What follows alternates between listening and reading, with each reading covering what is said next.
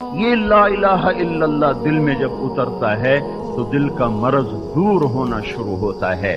یہ دل بولے کہ زمین آسمان کا شہنشاہ صرف اللہ ہے، قل اللہم مالک الملک، اور یہ دل بولے کہ وہ اکیلا ہے اپنے ملک میں، قل هو اللہ احد، اس کی احدیت میں کوئی شریک، سہیم، مشیر، شبیہ، مثل، ند، مثال کوئی نہیں ہے۔ الفرد لا ند لہ، الفرد لا ند لہ، والعلی لا سمی لہ، والظہیر لا غنی لہ، احق من ذکر، احق من عبد، انصر من ابتغی، وارأف من ملک، واجود من سئل، واوصل من اعطى، وهو الملك لا شریک لہ، والفرد لا ند لہ، کل شیء ہالک الا وجہہ۔ یہ اندر بولے، اندر جو میری زبان بول رہی ہے یہ ایمان کا بول ہے۔ جب یہ دل بولے گا کہ تیرے سوا کوئی بندگی کے قابل نہیں، تیرے سوا یاد کے کوئی قابل نہیں، تیرے سوا کوئی مددگار نہیں، تیرے سوا کوئی ضرورت کو پورا کرنے والا نہیں، تیرے سوا کوئی مہربان نہیں، تیرے سوا کوئی شہنشاہ نہیں، تیرا شریک نہیں، سہیم نہیں، بدیل نہیں۔ قریش مکہ نے کہا ہمیں تو باپ دادے پردادے کے نام بڑے یاد ہیں، تجھے کوئی باپ، تو تیرے رب کا کوئی باپ دادا ہے، تیرے رب کا کوئی نسب نامہ ہے؟ تو میرے نبی کے بتانے سے پہلے اللہ تعالیٰ نے کہا قل هو اللہ احد اللہ الصمد لم یلد ولم یولد ولم یکن له کفوا احد۔ انہیں بتا دو وہ احد ہے، وہ صمد ہے، وہ لم یلد ہے، وہ لم یولد ہے، ولم یکن له کفوا احد ہے۔ زمین آسمان شمال جنوب میں احد، اکیلا اکیلا۔ قل ان الامر كله للہ ان القوة للہ جمیعا۔ یہ کیفیت میں تقریر سے آپ کے اندر نہیں اتار سکتا، یہ ٹھنڈے حال میں بیٹھ کر یہ کیفیت اندر نہیں اتر سکتی۔ یہ بسیار سفر باید تا پختہ شود خامیں، یہ دھکے کھانے پڑتے ہیں۔ یہ اندر کی کیفیت بنے لا الہ الا اللہ، یہ جڑ کی طرح اندر جائے گا تو محمد الرسول اللہ درخت کی طرح باہر نکل آئے گا، پھر سارا وجود، سارا گھر، سارا کاروبار وہ محمدی سراپا بنتا چلا جائے گا۔ کہ یہ دوسرا یقین یہ ہے کہ اندر کا دل بولے کہ دنیا اور آخرت میں نجات دہندہ صرف حضرت محمد صلی اللہ تعالی وسلم کی پاک ہستی ہے، آپ کا لایا ہوا طریقہ ہے۔ یا ابا سفیان جئتکم بکرامت الدنیا والآخرہ، ابو سفیان دنیا اور آخرت کی عزتیں میں لے کر آیا ہوں۔ یہ ایمان کا دوسرا حصہ ہے کہ اندر کا دل بولے کہ حضرت محمد صلی اللہ تعالی وسلم کے طریقوں کے بغیر نجات کوئی نہیں، نہ دنیا میں نہ آخرت میں۔ اللہ نے آپ کی ہر چیز کو محفوظ کر دیا ہے اور ثابت کر دیا ہے، کسی نبی کا حلیہ محفوظ نہیں، آپ کی ادا بھی محفوظ ہے، چال بھی محفوظ ہے، گفتار بھی محفوظ ہے، پسند و ناپسند بھی محفوظ ہے۔ اطول من المربوع و اکثر من المشذب، نہ آپ لمبے تھے نہ چھوٹے تھے، لیکن آپ کے برابر لمبے سے لمبا انسان بھی کھڑا ہوتا تھا تو آپ کا قد دوسرے سے لمبا ہو جاتا تھا۔ ازہر اللون، آپ کا چہرہ کلیوں کی طرح روشن اور کلیوں کی طرح اس میں وہ تازگی تھی، تر و تازگی تھی۔ واسع الجبین، ماتھا چوڑا تھا، عظیم الہامہ، سر بڑا تھا، رجل الشعر، بال گھنگریالے تھے، یجاوز شعرہ شحمت اذنیہ، کان کی لو تک آپ کے بال آتے تھے۔ ان فرقت عقیقت و فرق و الا فلا، کبھی مانگ نکالتے تھے، کبھی مانگ نکالے بغیر بال پیچھے آپ کنگھی فرما لیا کرتے تھے۔ کث اللحیہ، آپ کی داڑھی مبارک گھنی تھی۔ اقن العرنین، ناک یہاں سے اٹھا ہوا تھا۔ ازج الحواجب، بھویں گول تھی۔ من غیر قرن، یہاں بال نہیں تھے۔ غلی الفم، منہ چوڑا، دانت پنکھڑی، یہ آپ کے ہونٹ پنکھڑی کی طرح خوبصورت، سرخ گلابی، براق ثنایا، دانتوں سے جب آپ مسکراتے تھے یا بات کرتے تھے نور نکلتا دکھائی دیتا تھا۔ سہل الخدین، نہ گال پچکے تھے نہ ابھرے ہوئے تھے، برابر۔ کأنہ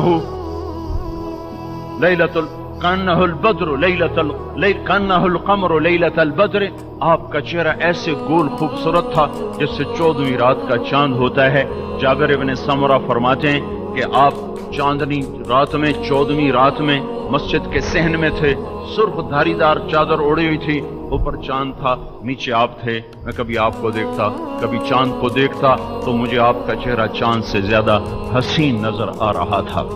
اور کث اللحیہ، داڑھی مبارک آپ کی گھنی تھی، اور کأنہ جید دمیۃ فی صفاء الفضہ، آپ کی گردن لمبی اور دراز تھی، عریض الصدر، سینہ چوڑا تھا، بعید ما بین المنکبین، کندھوں کا فاصلہ بھی زیادہ تھا، طویل الزندین، آپ کے بازو لمبے تھے، سائل الاطراف، انگلیاں سیدھی اور لمبی تھیں، شفن الکفین والقدمین، یہ پرگوشت تھیں ہتھیلیاں اور پاؤں پرگوشت تھے، سوا البطن والصدر، سینہ اور پیٹ برابر تھا، دقیق المسربہ، سینے کے درمیان بالوں کا تار چلتا تھا جو ناف پہ آ کے ختم ہوتا تھا، باقی جسم پر بال نہیں تھے، انور المتجرد، جو جسم آپ کا کپڑوں سے باہر ہوتا تھا ویسے چمکتا ہوا نظر آتا تھا، اور ذری المشیہ، چال میں تیزی تھی، اور یقارب الخطا، پاؤں قریب رکھتے تھے، خمسان الاخمسین، پاؤں کے تلوے گہرے تھے،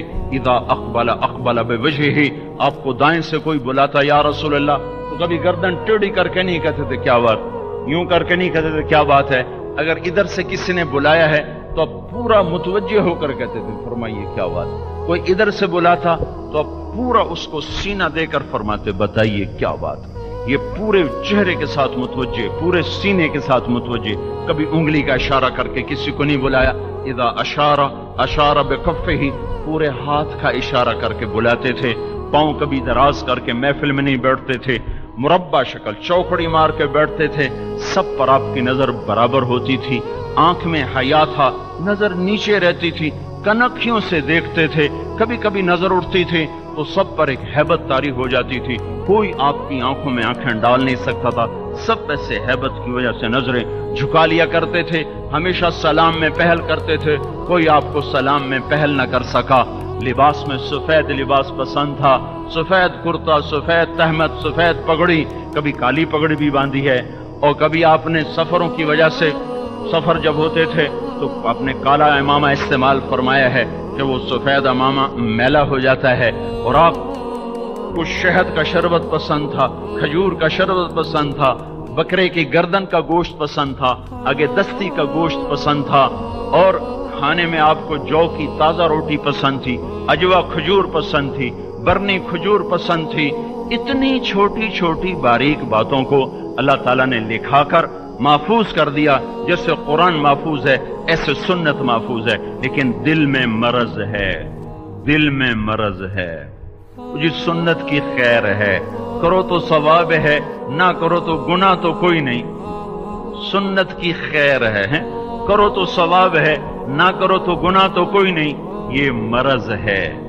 مرض ہے کہ اس کے سانچے میں ڈھلنے کو جی نہیں چاہ رہا، جس سے زیادہ اعلیٰ سانچہ اللہ نے بنایا ہی کوئی نہیں، 1000 آیات ہیں جنت اور جہنم کے لیے، لیکن نہ ہمارے گھروں میں، نہ ہماری محفل میں، نہ کبھی جنت کا تذکرہ ہوا، نہ کبھی جہنم کا تذکرہ ہوا، اللہ کے نبی لے کر بیٹھتے تھے، کبھی جنت بتا رہے ہیں، کبھی جہنم بتا رہے ہیں، آپ نے ایک دفعہ جہنم کا ذکر کیا، ایک صحابی غش کھا کے گرے اور انتقال ہو گیا، جبریل آئے، کہا یا رسول اللہ یہ کون ہے؟ کہا میرا ساتھی ہے، تو جبریل نے کہا اللہ تعالیٰ کہہ رہے ہیں جو دنیا میں ڈرے گا آخرت میں خوش کر دوں گا، آخرت میں خوش کر دوں گا، تو جنت کے تذکرے کوئی نہیں ہے، ایک بدو آیا، یا رسول اللہ میں جنت میں جا سکتا ہوں؟ میرا رنگ تو کالا ہے، خاندان بھی کوئی اچھا نہیں ہے، اور آپ تو رسول ہیں، یا رسول اللہ میں جنت میں جا سکتا ہوں؟ تو آپ نے کہا کیوں نہیں جا سکتا؟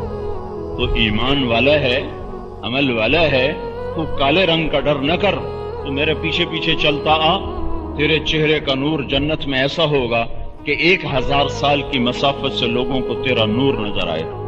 وہ کہنے لگا یا رسول اللہ جنت کیسی ہوتی ہے؟ تو اللہ کے نبی نے کہا ایسی ہوتی ہے، ایسی ہوتی ہے، کہا اور بتائیں، پھر آپ نے کہا ایسی ہوتی ہے، ایسی ہوتی ہے، کہنے لگا اور بتائیں، تو حضرت عمر بول پڑے اب بس کر بھائی کتنا پوچھے گا، کیوں اللہ کے نبی پہ بوجھ بنتا ہے؟ تو اللہ کے نبی نے فرمایا عمر تم سے پوچھ رہا ہے، مجھ سے پوچھ رہا ہے، پوچھنے دو، میں اور کس کے لیے آیا ہوں، پوچھنے دو۔ تو اللہ بھی شریک ہو گئے، تو اللہ تعالیٰ نے اسی وقت جبریل کو بھیجا کہ چل جا تسلی سے میرے بندے کو بتا کہ جنت کیا ہے؟ ان الابرار یشربون من کأس کان مزاجها کافورا عینا یشرب بها عباد اللہ یفجرونها تفجیرا يوفون بالنذر ويخافون يوما كان شره مستطيرا ويطعمون الطعام على حبه مسكينا ويتيما وأسيرا إنما نطعمكم لوجه الله لا نريد منكم جزاء ولا شكورا إنا نخاف من ربنا يوما عبوسا قمطريرا فوقاهم الله شر ذلك اليوم ولقاهم نظرة وسرورا وجزاهم بما صبروا جنة وحريرا متكئين فيها على الأرائك لا يرون فيها شمسا ولا زمهريرا ودانية عليهم ظلالها وذللت قطوفها تذليلا ويطاف عليهم بآنية من فضة وأكواب كانت قوارير من فضة قدروها تقديرا ويسقون فيها كأسا كان مزاجها زنجبيلا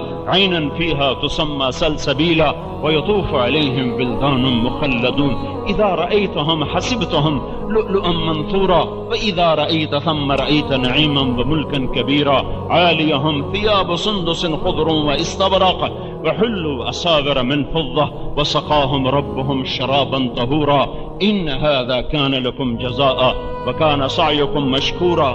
یہ 16 آیات اکٹھی اتری ہیں بدو کے سوال پر. یا رسول اللہ جنت کیسی ہوتی ہے؟ نہ کبھی ہمارے بچے پوچھتے ہیں نہ کبھی ہم پوچھتے ہیں جنت کیسی ہوتی ہے. فلاں گاڑی کیسی ہوتی ہے، فلاں گاڑی کیسی ہوتی ہے، یہی سارے بچے کہہ رہے ہوتے ہیں فلاں گاڑی کیسی ہوتی ہے، فلاں گاڑی کیسی ہوتی ہے. یہ سب بڑوں کے بھی یہی شوق، چھوٹوں کے بھی یہی شوق. یہاں شوق دیکھو اللہ کا، اللہ کی قدردانی دیکھو.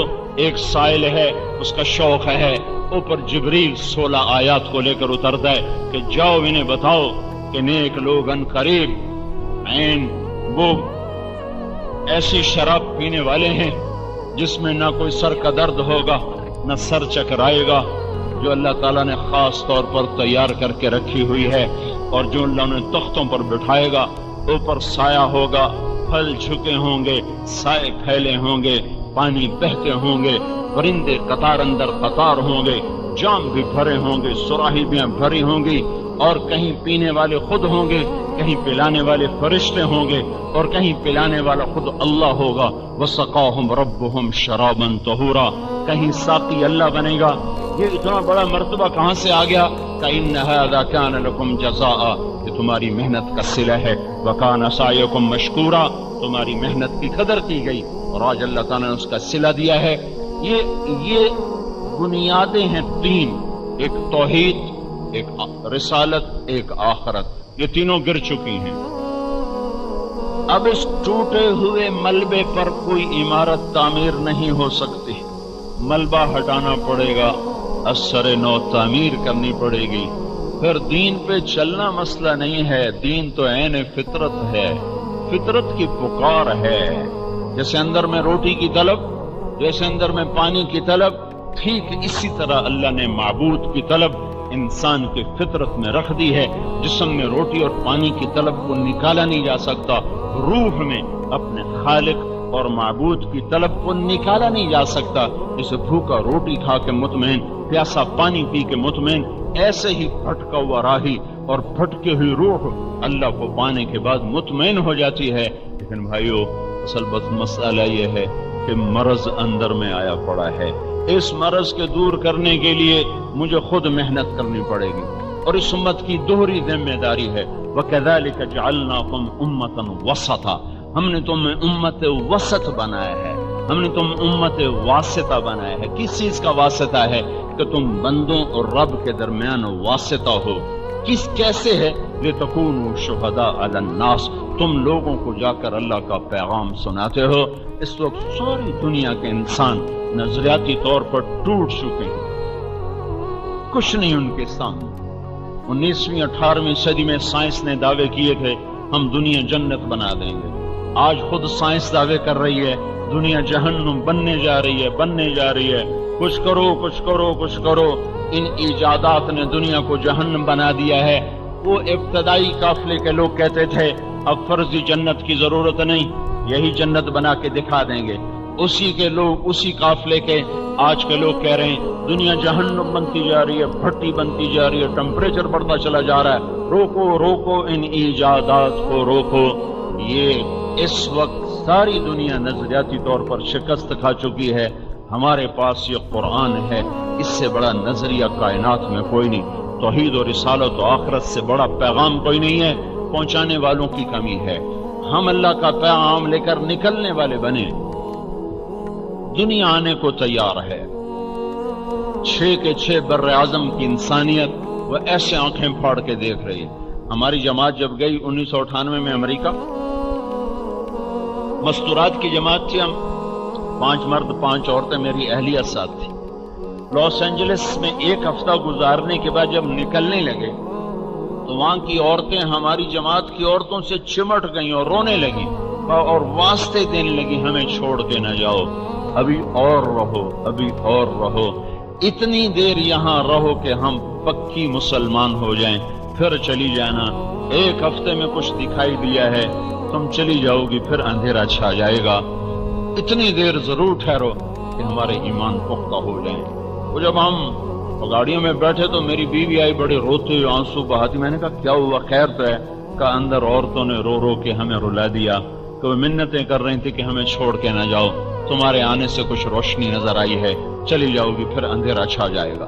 ساری دنیا کے انسان لینے کے لیے تیار ہیں، لیکن اس کے لیے ڈاکٹر کو کلینک چھوڑنا پڑے گا، زمیندار کو زراعت چھوڑنی پڑے گی، تاجر کو دکان چھوڑنی پڑے گی، ملازم کو دفتر سے چھٹی لینی پڑے گی، اور ان کو اپنی زندگی کا کام میں اس کو شامل کرنا پڑے گا کہ وہ جا کے اللہ کے پیغام کو پہنچائیں اور سنائیں۔ اس کے لیے ایسے ہی وقت فارغ کریں، جیسے ہاسپٹل سے جاتے ہیں تو پھر کلینک کے لیے وقت نکالتے ہیں، وقت نکالتے ہیں، بیٹھتے ہیں، جا کر تھکے ہوں پھر بھی بیٹھتے ہیں، تو کلینک چلنا شروع ہو جاتا ہے۔ ہم بھی کچھ عرصہ نکلنے کی عادت ڈالیں، ایک وقت آئے گا اللہ مخلوق کا رخ اسلام کی طرف پھیر دے گا۔ اس وقت بالکل زمین فرٹائل ہے، اسلام کے سوا کسی کے پاس کوئی نظریہ نہیں، لیکن بھائیو مسئلہ یہ ہے کہ دل ہمارے مریض ہو چکے ہیں، اور مرض کا علاج وہ محنت سے ہوتا ہے، ڈنڈے سے نہیں ہوتا۔ مرض، مریض، مریضہ بنجر زمین کو کہتے ہیں، وہاں سے منتقل ہوا بیمار مرد کی طرف، بیمار عورت کی طرف۔ جو دستور بیمار مرد اور عورت کو ٹھیک کرنے کا ہے، وہی دستور اس مریض دل کو ٹھیک کرنے کا ہے۔ اس پر بھی محنت ہوگی، اور اگلا بھی محنت کرے گا تو یہ صراط مستقیم پر آئے گا، اس روشنی نظر آئے گی۔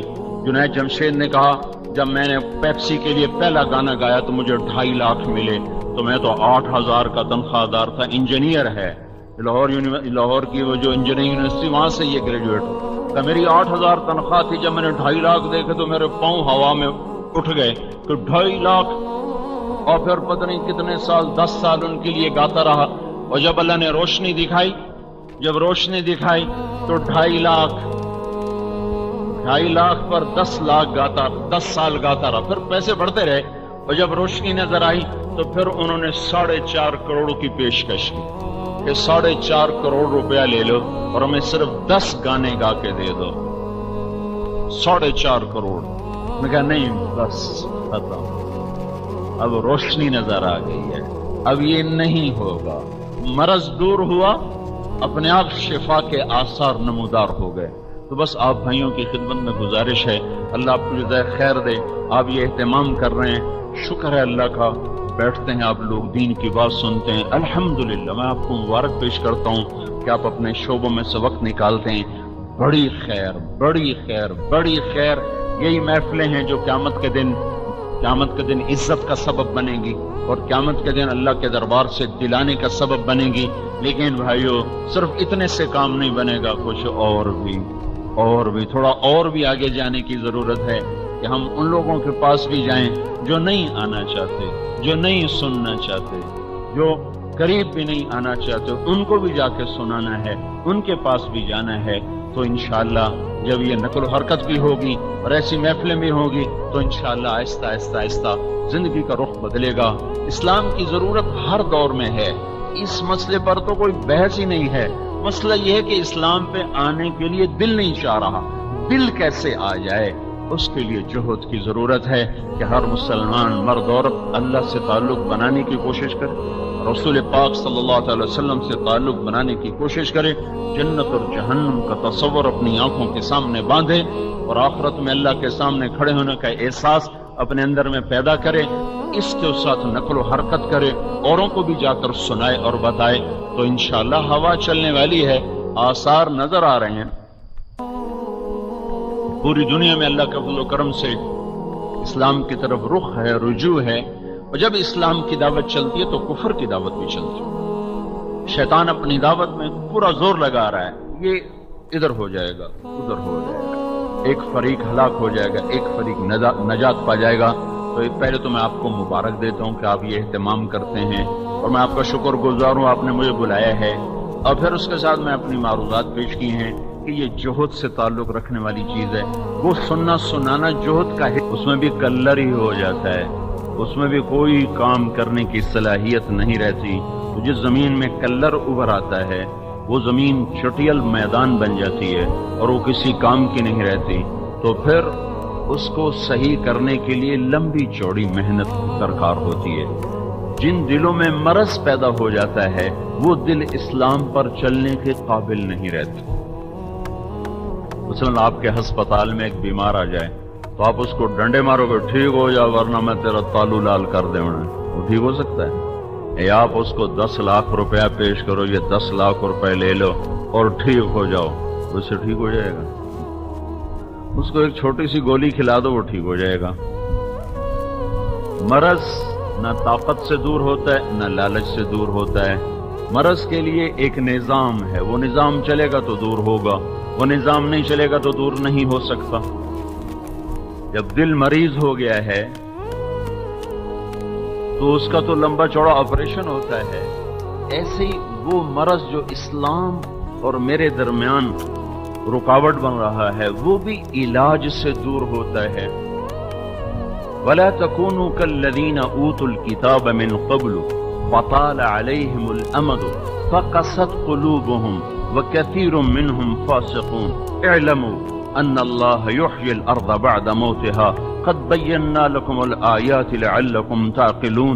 اس آیت میں اللہ علاج بتا رہا ہے کہ جب زمین چٹیل ہو جاتی ہے، بنجر ہو جاتی ہے، تو آرڈر دینے سے تو ٹھیک نہیں ہوتی، جان لگانی پڑتی۔ ہمارا ایک زمین کا ٹکڑا تھا، کالا سیاہ، کالا، ایک ہوتا سفید کلر، ایک ہوتا کالا کلر۔ میں چھوٹا تھا تو میں اپنے باپ کو دیکھا، وہ سارا دن وہاں مٹی پھکواتے رہتے تھے، کبھی راج باغ سے نکال رہے ہیں، کبھی نہر سے اٹھا رہے ہیں، کبھی اس میں کچھ ڈال رہے ہیں، کبھی کچھ ڈال رہے ہیں۔ 20 برس اس پر محنت ہوئی، 20 برس کے بعد اب باپ کی محنت کا ہم نفع اٹھا رہے ہیں، ہمارے لیے وہ ایک سرسبز میدان ہے، جو فصل کاش کرتے ہیں باہر آ جاتے۔ تو اب دل بن کے مریض، اس لیے دین پہ چلنے کا ارادہ ہی ختم ہو گیا ہے۔ لہذا آج کا دور اسلام کا نہیں، آج کا دور وہ پرانا دور، اور آج کے دور میں بڑا فرق ہے۔ یہ صرف مرض کی بات ہے، مرض، وہ مریض آدمی کے پیٹ میں درد ہے اور آپ کہہ رہے ہیں روٹی کھاؤ گے، تو میں کیسے کھاؤں، مجھے تو بھوک نہیں۔ پھر آپ اس کو ڈنڈے ماریں وہ نہیں کھائے گا، پھر اب اس کو لالچ دیں وہ نہیں کھائے گا، اب اس کا علاج کر دیں تھوڑی دیر کے بعد وہ خود ہی روٹی مانگے گا، بھائی کھانا تو کھلاؤ، روٹی تو کھلاؤ۔ لیکن اگر آپ اس پر زبردستی کریں گے تو نہیں ہو سکتا۔ تو اس وقت اور پچھلے وقت اور آنے والے وقت ہر دور میں دین میری آپ کی ضرورت ہے، اس کے بغیر ہم کامیاب نہیں ہو سکتے۔ یہ ثابت کرنے کی ضرورت نہیں ہے کہ دین ضروری ہے کہ نہیں، مسئلہ یہاں اٹکا ہوا ہے کہ دین پر چلنے کا ارادہ کوئی نہیں ہے۔ جو چلنے والے ہیں وہ بھی ادھورا چلتے ہیں، کچھ اپنی مانتے ہیں، کچھ اللہ کی مانتے ہیں، کچھ اللہ کے رسول کی مانتے ہیں، کچھ اپنی مانتے ہیں، کچھ رسم و رواج میں ڈھل کے چلتے ہیں، کچھ شریعت میں ڈھل کے چلتے ہیں۔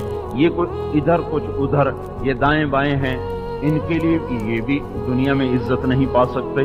اللہ تعالیٰ کا کافر کے لیے قانون ہے، ذرہم، چھوڑ دو، یہ کافر کا قانون، ذرنی ومن خلقت وحیدا وجعلت له مالا ممدودا وبنین شہودا ومہدت له تمہیدا ثم یطمع ان ازیدا کلا إنه كان لآياتنا عنيدا سأرهقه صعودا إنه فكر وقدر فقتل كيف قدر ثم قتل كيف قدر ثم نظر ثم عبس وبصر ثم أدبر واستكبر فقال إن هذا إلا سحر يؤثر إن هذا إلا قول البشر سأصليه سقر وما أدراك ما سقر لا تبقي ولا تذر لواحة للبشر عليها 19.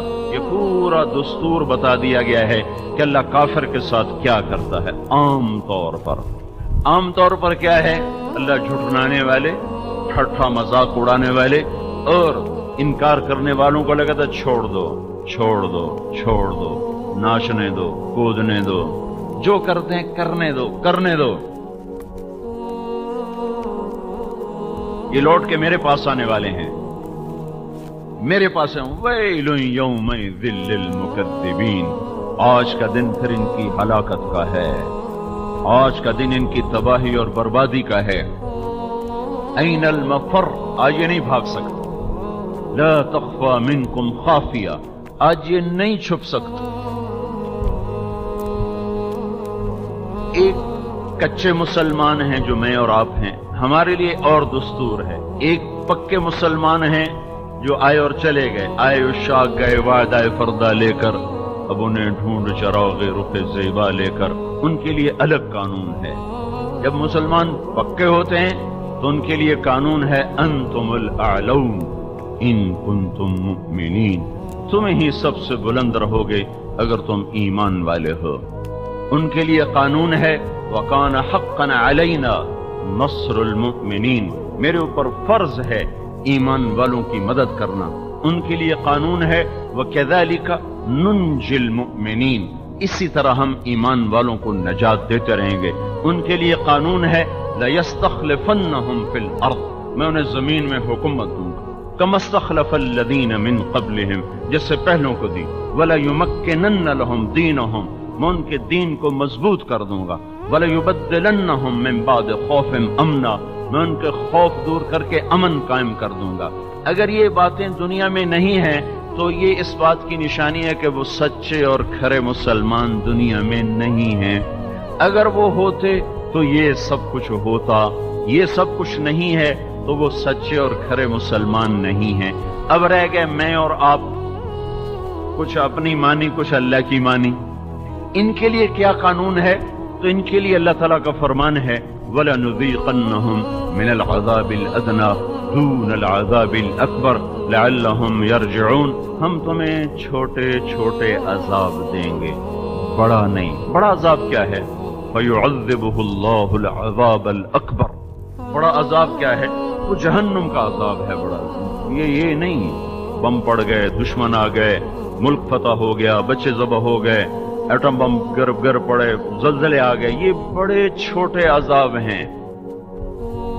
فَيُعَذِّبُهُ اللَّهُ الْعَذَابَ الْأَكْبَرَ يَصْلَى النَّارَ الْكُبْرَى النَّارَ الْكُبْرَى الْعَذَابَ الْأَكْبَرَ، یہ صرف اللہ جہنم کے لیے فرما رہا ہے.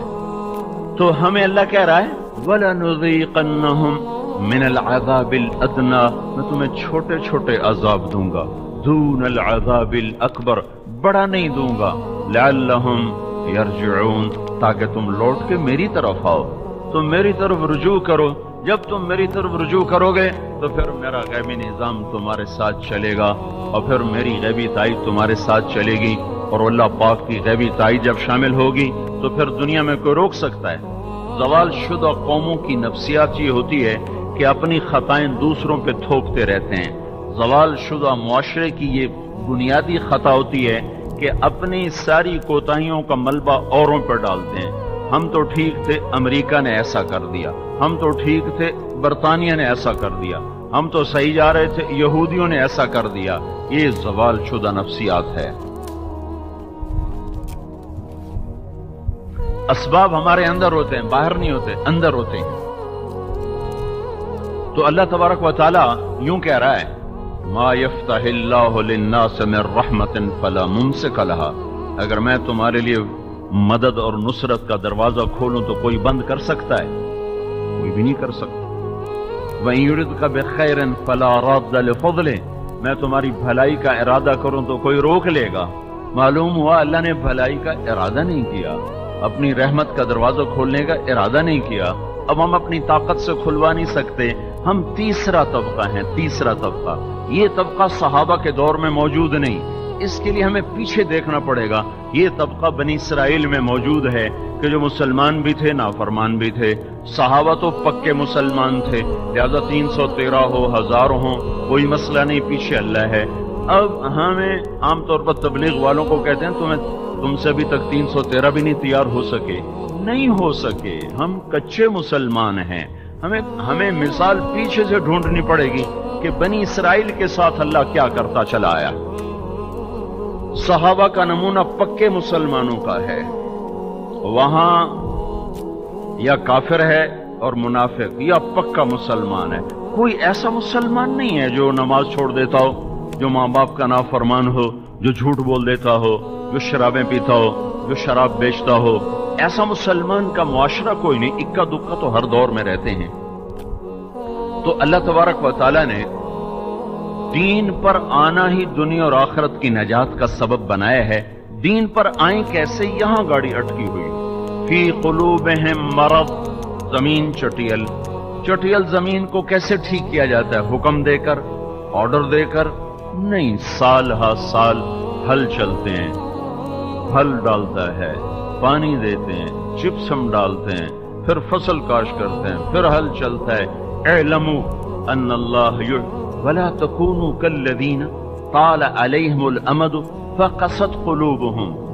وہ نہ بن جانا جو تم سے پہلے تھے کہ دنیا کے امیدوں کے لمبا ہونے سے ان کے دل سخت ہو گئے۔ جب دل سخت ہو گئے تو نرم کیسے ہوں گے؟ اگلی آیت اس کے ساتھ جوڑ کھاتی ہے، اعلموا ان اللہ یحیی الارض بعد موتہا۔ سنو، اللہ زمین کو زندہ کرتا ہے اس کے مردہ ہونے کے بعد۔ اللہ زمین کو کیسے زندہ کرتا ہے؟ پانی ڈالتا ہے، بارش برساتا ہے، زمیندار ہل چلاتا ہے، پھر وہ کھیت، پھر وہ کنویں کا پانی دیتا ہے، پھر وہ نہر کا پانی دیتا ہے، پھر ہل چلاتا ہے، پھر بیج ڈالتا ہے، پھر جڑی بوٹیاں تلف کرتا ہے۔ ایک تسلسل کی محنت کے بعد جا کر زمین میں سے مرض نکلنا شروع ہو جاتا ہے۔ جب زمین کا مرض نکل جاتا ہے تو پھر ہلکی سی ڈرل ڈالتے ہیں اور ہر دانہ اگتا چلا جاتا ہے۔ جو ڈرلنگ ہوتی ہے تو بڑی آسان ہوتی ہے، مطلب تھوڑا سا 2 انچ کی گہرائی کا ہل چلاتے جاؤ، اس کے بعد باہر نکل جاؤ، اللہ ساری فصل کو اگا دے گا۔ لیکن جب وہ چٹیل ہے اس وقت اس پہ ڈرل کرنا، وہ اپنے بیج کو ضائع کرنا ہے اور اپنی جہد کو ضائع کرنے والی بات ہے۔ تو اس وقت جو مسئلہ ہے وہ دلوں کے مرض کا ہے، فی قلوبہم مرض۔ یہ مرض حائل ہو چکا ہے دین پر چلنے کے لیے، یہ مرض حائل ہو چکا ہے اسلام کی حقانیت کو سمجھنے کے لیے۔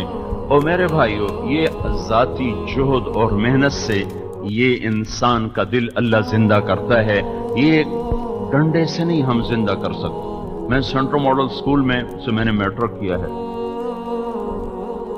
ہمارے ایک وارڈن آئے تھے طالب حسین رحمت اللہ علیہ، بڑے نیک استاد تھے، اس وقت بڑے برے لگتے تھے، اب ان کے لیے ہر وقت دعا نکلتی ہے۔ انہوں نے نماز کو لازمی کر دیا۔ ہم ہاسٹل کے لڑکے تھے، اکثر زمینداروں کے بچے تھے، نماز لازمی ہو گئی، حاضری ہوتی تھی۔ تو ایک دفعہ عشاء کی نماز ہو رہی تھی، سردیوں کے دن تھے، تو میں پچھلی صف میں کھڑا تھا، میرے برابر میں آ کے میرا روم میٹ بھی تھا اور بالکل اس کی چارپائی میرے چارپائی ساتھ ساتھ تھی، بیچ میں ٹیبل تھا، مرید کے ایک زمیندار کا بیٹا تھا۔ وہ میرے قریب آ کر نماز میں کھڑا ہوا اور اس نے عشاء کی نماز کی نیت باندھی، 4 رکعت نماز فرض واسطے طالب حسین دے اللہ اکبر، یہ اس نے نیت باندھی۔ تو میں نے نماز توڑ کر میں نے کہا، اے یہ کیا کیا؟ وہ کہنے لگا، میں تو طالب حسین کی پڑھ رہا ہوں، اللہ کی تو کوئی نہیں پڑھ رہا ہوں، جب اللہ کی پڑھوں گا پھر اللہ کی نیت کروں گا۔ جب دل میں مرض ہوگا اور میں اوپر سے کہوں گا پڑھ نماز، تو وہ ایسی نماز پڑھے گا، ایسی نماز پڑھنے سے تو وہ کافر ہو جائے گا۔ نماز چھوڑنے سے آدمی کافر نہیں ہوتا، یوں نماز کا مذاق اڑانے سے آدمی کافر ہو جاتا ہے۔ داڑھی منڈانے سے آدمی کافر نہیں ہوتا ہے، لیکن جب طالبان نے زبردستی داڑیاں رکھائیں تو کتنے لوگوں نے بارڈر کراس کیا، شیو کرا کے بالوں پہ پیشاب کیا، اس سے وہ کافر ہو گئے۔ اگر انہوں نے بعد میں توبہ نہ کی تو اسلام سے نکل گئے۔ فی قلوبہم مرض، آپ کے پاس مریض آ گیا، آپ تو سارے ڈاکٹر ہیں، بڑا آسان قانون ہے جو آپ سمجھ سکتے ہیں کہ آپ اس کو ڈرپ لگاتے ہیں یا لیتر وہ ٹھیک ہو جائے ورنہ میں تیرا سر پاڑ دیں۔ آپ فوراً اس کو ڈرپ لگاتے ہیں، پھر اس کا بلڈ پریشر دیکھتے ہیں، اس کی دوائی شروع کرتے ہیں، پھر آپ انتظار کرتے ہیں، پھر آہستہ آہستہ آپ کی محنت چلتی رہتی ہے، اللہ تعالیٰ کا نظام میں شفا چلتا ہے اور وہ شفا یاب ہو کر ہسپتال سے نکل جاتا ہے۔ نہ آپ اس کو لالچ سے ٹھیک کر سکتے ہیں، نہ آپ اس کو طاقت سے ٹھیک کر سکتے ہیں، یہ دونوں حربے بیکار ہیں۔ ایسے جب دل مریض ہو جائیں تو ان کو نہ طاقت سے ٹھیک کیا جا سکتا ہے، نہ لالچ سے ٹھیک کیا جا سکتا ہے۔ حکومت میں جنید بغدادی اور عبد القادر جیلانی جیسی شخصیات بیٹھی ہوں اور عوام وہ ہو جو ہم ہیں تو دین آ ہی نہیں سکتا۔ امام الرشید سیانہ حکمران گزرا ہے بنو عباس کا، وہ ایک دن اس سے ایک آدمی نے کہا تو کیسا خلیفہ ہے، تو دیکھتا نہیں عمر بن خطاب کی کیسی خلافت تھی؟ تو وہ کہنے لگا مامون، عمر بن خطاب کے رعایا ابو ہریرہ تھے، تم ابو ہریرہ بن جاؤ میں عمر بن جاتا ہوں، تم تو بدمعاش رہو مجھے کہو عمر بن جاؤ تو تم تو مجھے پاگل سمجھ کے باہر نکال دو، بھلے تم تو ٹھیک ہو جاؤ۔ تو یہ جو فی قلوبہم مرض، یہ 12 دفعہ لفظ قرآن میں دہرایا گیا ہے، ان کے دلوں میں مرض ہے، ان کے دلوں میں مرض ہے۔ اب ایک مرض ہے کفر کا، ایک مرض ہے نفاق کا، ایک مرض ہے نافرمانی کا، ضعف ایمان کا۔ ان تمام کا علاج کا ایک ہی طریقہ ہے کہ وہ ذاتی محنت کرے۔ آپ دوائی دے کے جائیں وہ دوائی پھینک دے تو وہ کیسے ٹھیک ہوگا؟ وہ دوائی کھائے گا تو ٹھیک ہوگا، اندر جائے گی تو اللہ کا نظام شفا۔ ویسے تو اللہ جس کو چاہے شفا دے دے، ایوب علیہ السلام کو نہیں دے دی تھی، خالی نہلا کے شفا دے دی، وہ تو کوئی ایسا مسئلہ نہیں ہے۔ لیکن یہ اسباب کی دنیا ہے، اللہ نے کائنات کو اسباب سے چلایا ہے۔ اللہ چاہتا تو حضور کو براق بھیجتا اور اس پہ بٹھا کے سیدھا مدینے میں اتارتا، یہ ہجرت کے کٹھن سفر کی نوبت نہ آتی۔ لیکن آپ دیکھو، ان کو گھر سے نکالا، غار ثور میں چھپایا، پھر چھپ چھپ کے راہیں بدل کر 8ویں دن آپ جا کر مدینہ پہنچے ہیں۔ یہ اسباب کی دنیا ہے، یہاں سارا نظام اسباب سے چلتا ہے۔ حضرت عمر رضی اللہ عنہ تو حرم میں آ گئے، ہے کوئی اپنے بچوں کو یتیم کرنے والا اور اپنی عورتوں کو بیوہ کرنے والا تو آ جائے میں جا رہا ہوں، اور اللہ کے نبی چھپ کے جا رہے ہیں۔ کیوں؟ اللہ کے نبی نعوذ باللہ حضرت عمر سے بزدل ہے اور عمر زیادہ دلیر ہیں۔ عمر کا عمل سنت نہیں بننے والا، نبی کا عمل سنت بننے والا ہے، نبی کے عمل سے راستہ ملنے والا ہے، اور عمر کے عمل سے راستہ ملنے والا نہیں ہے۔ یہاں آپ قیامت تک کے لیے دستور دے کے جا رہے، جب تم کمزور ہو تو کیا کرنا ہے، جب دشمن کا غلبہ ہو تو کیسے کرنا ہے۔ تو اب دل میں ہے مرض، اس مرض کا علاج میں ارادہ کروں گا تو ہوگا، پھر میں اسباب اختیار کروں گا تو ہوگا۔ اس کے لیے لوگوں کا ذہن بنانے بغیر اور کوئی چارہ کوئی نہیں، ذہن سازی کے سوا چارہ کوئی نہیں۔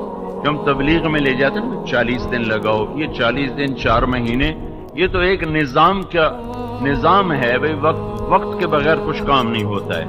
وقت میں 40 دن 4 مہینے 3 دن ایک ترتیب بنا دی گئی ہے۔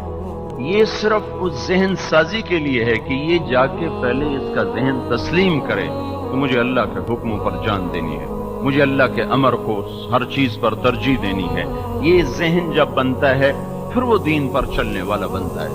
تو مرض کی ازالے کے لیے سب سے پہلی چیز ہے کہ دل میں اللہ کی عظمت بیٹھے اور اللہ کا یقین بیٹھے، جس پر سارے نبیوں کی محنت و لا الہ الا اللہ چمی گویم مسلمانم بلرزم کہ دانم مشکلات لا الارا۔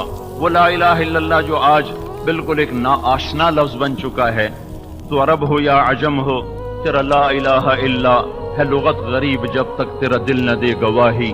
یہ لا الہ الا اللہ ناآشنا بن چکا ہے، والذی نفسی بیدہ لو جیع بالسماوات السبع والارضین السبع فوضعن فی کفۃ المیزان ولا الہ الا اللہ فی الکفہ لرجحت بہن لا الہ الا اللہ۔ میرے نبی اور آپ کے نبی نے فرمایا اس ذات کی قسم جس کے قبضے میں میری جان ہے، ساتوں زمینیں، ساتوں آسمان، اس کے بیچ، اس کا اوپر، اس کا نیچے، سارا ایک پلڑ میں رکھو، ساتوں زمین، ان کے سمندر، ان کے دریا، ان کے پہاڑ، ان کے جنگل، ان کے جانور، ان کے چوپائے، ان کے دو پائے، ان کے آبی، ان کے فضائی، ان کے خلائی، ان کے انسان، اور ان کے لوہا، ان کا تانبا اور چاندی اور پیتل اور سونا اور گاڑیاں اور بلڈنگیں اور تعمیرات اور ہتھیار، سب کچھ اٹھا کر ایک پلڑے میں ڈالو، پھر جنات کو پکڑ کے اس میں بٹھاؤ، پھر سورج چاند تاروں کو توڑ کر اسی پلڑ میں ڈالو، پھر پہلے آسمان کو کھینچ کر کرینوں کے ذریعے سے اس میں ڈالو، پھر دوسرا آسمان فرشتوں سمیت، پھر تیسرا،